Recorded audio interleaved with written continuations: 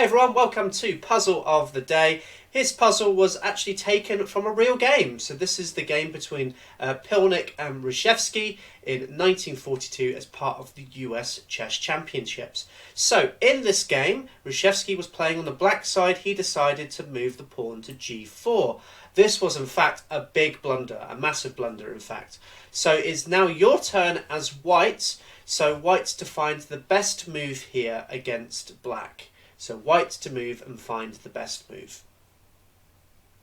Okay, and as always, if you wish to skip straight to the solution, I will put a timestamp on this video for you to do that. So let's talk a little bit about this position. So as you can see, just from the starting position, black is up 3 pawns against white's, well, sorry, 4 pawns against white's 1 pawn in this queen ending. Now, under normal circumstances, this should be easily winning for black. He does need to be a little bit careful sometimes in these queen endings, as there can be sometimes these perpetuals. But his king looks pretty safe over here. There's not too many worries for black to worry about, except for the move that he does play. Now, I'm assuming that maybe Reshevsky's idea with the move g4 was maybe he was provoking white into maybe taking this pawn on g4. If he does this, this is a big blunder for white. This would lead to an easy win after queen to e1, king to g2, or even h2. It doesn't matter. We can now play this move. This is very nice. We're going to trade off into a very favourable king and pawn ending, which will be winning for black. So just to show you, after this exchange, which is forced, okay, we've lost 2 pawns in the process, but hey, we've still got these 2 pawns over here. Black needs to simply maneuver his king around and pick up this pawn. This is winning for black. This will lead to a very easy king and pawn ending. So I think that's what Reshevsky was thinking about. Maybe white would allow him to do something very easy like this to win the game. Unfortunately, his opponents didn't fall for that. After g4, he plays a spectacular move. I really like this move. So did you manage to find the move that white played here? Well, the move is queen to f2. Oh, I love this move. So good. Why is it so good?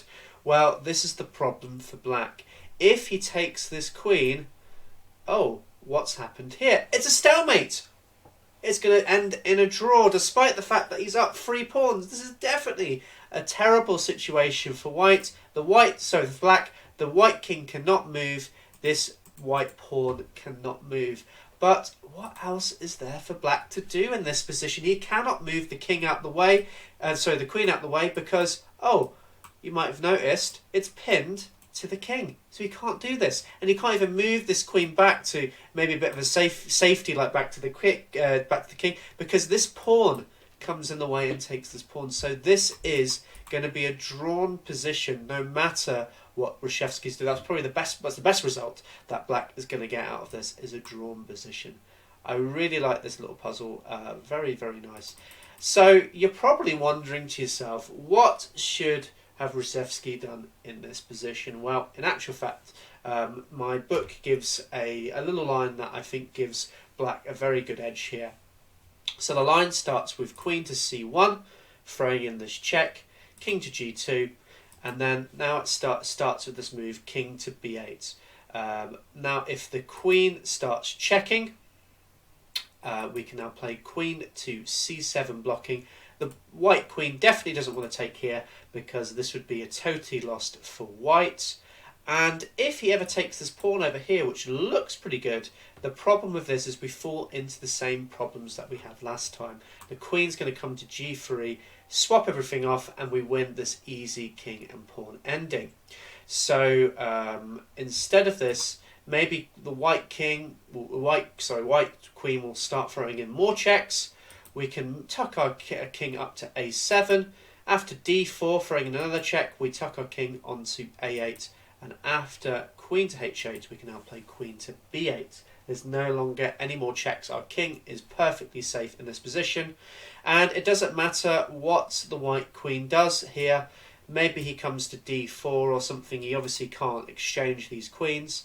Maybe he comes to d4 to keep an eye on this pawn. But the problem here is that g4 can be played in this position. These pawns are impervious. This queen can never take these pawns, as this will lead to an easy win for black. So this is perhaps what Reshevsky should have played in this position. So a very nice little position there. I really liked this ending, and it's really interesting to see these sort of tactics being employed in an endgame like this. Hope you enjoyed it. Leave a like at the end of this video if you managed to get to the end. As always, subscribe to the channel if you want to see more Puzzle of the Days. I'll be posting hopefully every single day of 2022. Take care. Bye.